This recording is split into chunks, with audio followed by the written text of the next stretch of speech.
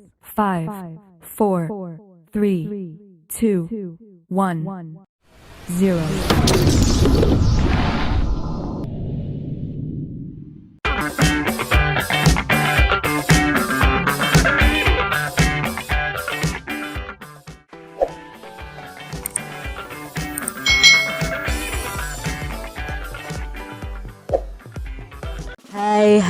Hai, selamat datang di channel YouTube Kak Citra. Apa kabar adik-adik semuanya?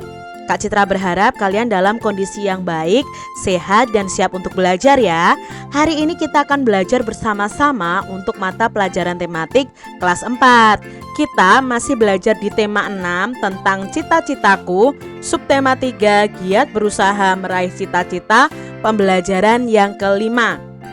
Mari adik-adik kita belajar dengan penuh semangat ya. Adik-adik, pernahkah kamu mendengar kisah seseorang yang hampir gagal dalam meraih cita-citanya?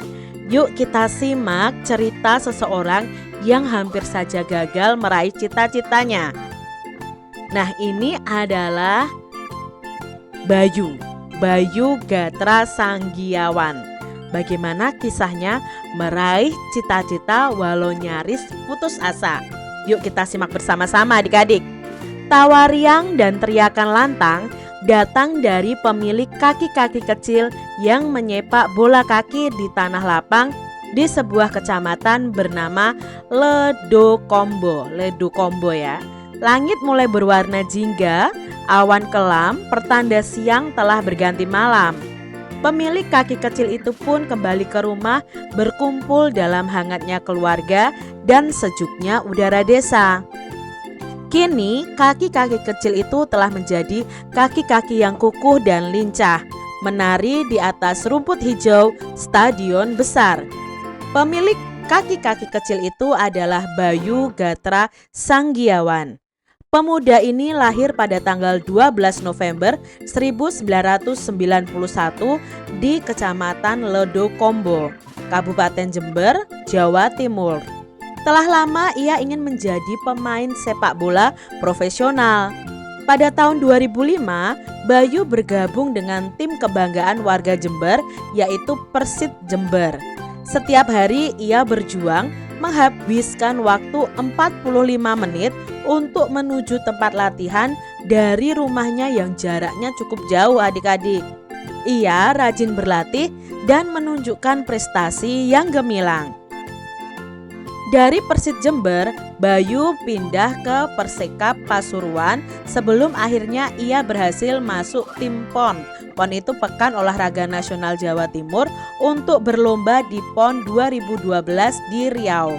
Akan tetapi kemudian ia mengalami cedera lutut parah saat prestasinya sedang gemilang adik-adik. Cedera itu hampir membuatnya putus asa hingga ingin berhenti bermain sepak bola. Namun doa dan dukungan dari keluarga membuatnya tetap bersemangat. Ia melakukan operasi agar dapat berlari kembali di lapangan rumput. Setelah mulai pulih, ia meningkatkan porsi latihan agar dapat mengejar ketinggalannya. Nah, kerja keras dan kegigihannya ini membuahkan hasil. Bayu pun kembali tampil di lapangan hingga membawa timnya menjadi juara. Diambil dari siozan.blogspot.com. Adik-adik, ini tadi kisah tentang Bayu yang hampir saja putus asa untuk meraih cita-citanya menjadi pemain sepak bola profesional karena mengalami cedera lutut yang sangat parah. Tapi di sini Bayu tidak putus asa. Dia terus bersemangat dan dia terus tekun berlatih setelah operasi lututnya adik-adik. Nah, ini ya adik-adik ya, contoh untuk kita. Kalau kita ingin meraih prestasi kita, mungkin kita akan pernah mengalami kegagalan. Tapi ingat, jangan putus asa. Adik-adik, di sini ada diagram yang akan kita bahas bersama-sama mengenai cita-cita Bayu tadi. Nah, cita-cita Bayu adalah menjadi pemain sepak bola yang profesional. Halangan yang dihadapi Bayu apa tadi? Halangannya yang pertama adalah mengalami cedera lutut parah saat prestasinya sedang gemilang. Lalu halangan berikutnya adalah dia setiap hari harus berjuang menghabiskan waktu 40 menit untuk menuju tempat latihan karena rumah dan tempat latihannya itu sangat jauh. Tapi di sini Bayu tidak menyerah. Dia memiliki sikap yang tidak mudah menyerah. Dia pekerja keras dan gigih. Lalu dia itu sabar dan rajin belajar. Dia sabar memulihkan cedera lututnya, lalu dia rajin belajar, rajin berlatih untuk memulihkan lututnya dan bisa bermain lagi menjadi pemain sepak bola yang profesional. Nah, usaha yang dilakukan oleh Bayu untuk meraih cita-citanya adalah yang pertama dia melakukan operasi ya agar dapat berlari kembali. Lalu dia rajin berlatih dan menunjukkan prestasi gemilangnya. Nah, kesimpulannya apa yang bisa kita ambil dari kisah Bayu tadi adik-adik? Nah, kesimpulannya kerja keras dan kegigihan itu membuat Bayu tampil hebat di lapangan hingga membawa timnya menjadi juara. Adik-adik juga bisa mengambil kesimpulan bahwa kegagalan itu bukan akhir dari segalanya. Kegagalan itu harus kita lawan ya dengan cara berlatih sehingga kita bisa meraih kesuksesan dan meraih cita-cita kita. Adik-adik, tidak ada yang mustahil jika kita berusaha. Demikian yang dilakukan oleh Bayu untuk meraih cita-citanya. Bagaimana dengan usaha adik-adik untuk meraih cita-cita kalian? Bekerja keras dan pantang menyerah harus dilatih sedini mungkin agar kamu itu tangguh untuk mencapai mimpi dan cita-citamu. Adik-adik, kalian telah belajar mengetahui bagaimana menggunakan tekanan dan jeda yang tepat pada saat mendeklamasikan puisi. Ya, selama pembelajaran yang lalu kita sudah belajar tentang puisi. Nah, selain pelafalan, intonasi dan tekanan yang tepat, kamu juga harus dapat menunjukkan ekspresi wajah yang sesuai dengan isi puisi. Adik-adik, saat kalian mendeklamasikan puisi, kalian harus memperhatikan pelafalan atau artikulasi. Jadi, pengucapan katanya itu harus jelas. Intonasi itu tekanan tinggi redahnya nada saat kita membaca puisi. Nah, sekarang ditambah lagi dengan ekspresi. Ekspresi itu raut wajah kita harus sesuai dengan isi puisi yang kita baca. Oleh karenanya, penting bagi kita untuk mengetahui makna atau isi puisi tersebut adik-adik. Nah, pada saat mendeklamasikan puisi, pahamilah terlebih dahulu isi dan pesan yang ingin disampaikan oleh puisi tersebut. Apabila puisinya itu tentang harapan dan doa, ya ekspresi wajahnya harus mendukung. Misalnya saat ekspresinya tuh saat kalian sedang berdoa, ya harus ekspresinya ya seperti kita berdoa kepada Tuhan. Jika puisinya tentang harapan, nah ekspresi wajahmu itu menunjukkan mata yang berbinar dengan pandangan jauh menerawang. Karena kan harapan itu apa yang ingin digapai nanti, apa yang diharapkan nanti, itu harapan. Nah, kalau puisinya tentang pengalaman yang sedih, ya ekspresi wajahnya menunjukkan kesedihan yang mendalam, seperti saat kamu kehilangan orang yang terkasih. Bukannya malah begini adik-adik, puisinya sedih tapi ekspresi wajah kita senyum-senyum, itu tidak cocok. Jadi ada 3 hal yang harus kita perhatikan saat mendeklamasikan puisi. Yang pertama adalah pelafalan atau artikulasi, yang kedua intonasi, yang ketiga adalah ekspresi. Adik-adik, kamu dapat melatih perubahan ekspresi wajah itu dengan menggunakan kaca nih. Kamu berdiri di depan kaca, kamu berekspresi misalnya marah bagaimana, sedih bagaimana, senang bagaimana gitu. Atau kalian bisa meminta bantuan teman kalian untuk mengamati. Nah, setelah itu kalian bisa menghafalkan puisi dan menjiwai puisi tersebut dengan menempatkan diri kalian sebagai bagian dari puisi tersebut. Nah, secara otomatis kalian akan mendeklamasikan puisi tersebut dengan baik karena sudah menjiwai dari raut wajahnya, dari intonasinya, dari artikulasinya, sudah menjiwai tentang isi puisi tersebut. Nah, adik-adik, setiap agama itu memiliki kekhasan dan keunikan pada tempat ibadahnya. Kekhasan dan keunikannya itu dipengaruhi oleh fungsi dan budaya masyarakat sekitar yang menggunakannya. Coba adik-adik amati tempat ibadah di daerah kalian, lalu carilah informasi tentang apa saja dan kapan saja tempat ibadah itu dimanfaatkan oleh umatnya. Contohnya di sini nih adik-adik, Kak Citra punya gambar masjid. Nah, contoh kegiatan keagamannya apa? Oh, contohnya adalah untuk sholat wajib berjamaah 5 waktu, untuk sholat Jumat ya, untuk pengajian Al-Quran, ceramah kajian agama, untuk tempat pendidikan Al-Quran ya, pertemuan atau rapat pengurus masjid, peringatan hari-hari besar agama Islam, untuk tempat itikaf, buka puasa bersama, menerima dan menyalurkan zakat, infak seperti itu. Ini tempat ibadah masjid ini bisa digunakan untuk kegiatan agama seperti ini. Contoh yang lain adalah gereja. Nah, gereja itu biasanya digunakan untuk apa? Misalnya ya, menyiapkan diri untuk menyambut pesta Natal ya, lalu menyambut diri manifestasi Yesus Kristus terhadap dunia dalam bentuk kelahirannya, untuk memperingati Kamis Putih atau memperingati perjamuan malam terakhir, lalu memperingati Jumat Agung, Sabtu Suci, memperingati Paskah, memperingati kenaikan Yesus.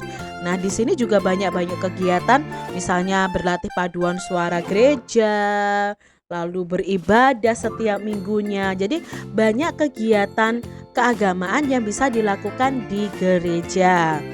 Nah, lalu berikutnya di sini ada vihara. Vihara ini adalah tempat ibadah agama Buddha. Nah, biasanya kegiatan apa sih yang dilakukan di vihara ini?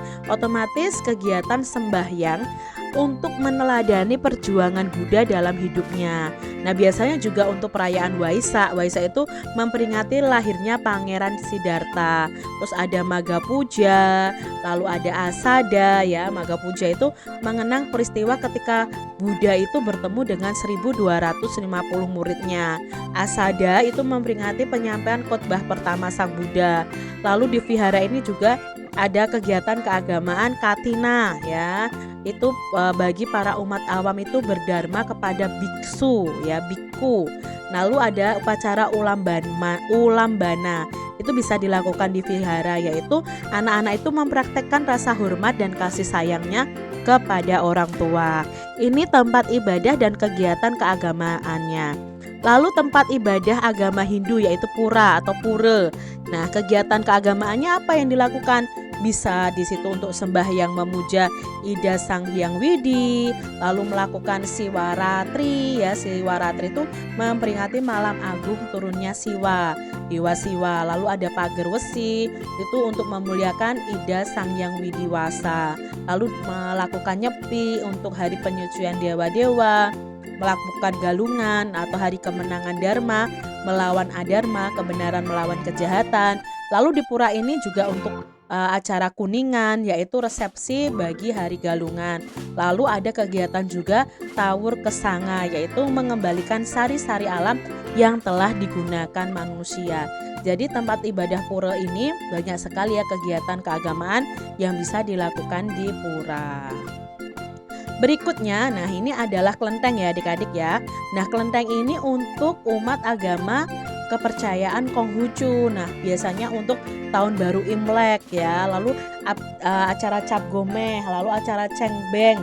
Cengbeng itu adalah ziarah kubur bagi warga keturunan Tionghoa. Biasanya mereka akan beribadah dulu di kelenteng adik-adik. Lalu ada acara Pehcun. Pehcun itu satu bentuk peringatan atau penghormatan kepada nenek moyang. Lalu ada juga sembahyang Tiongchu.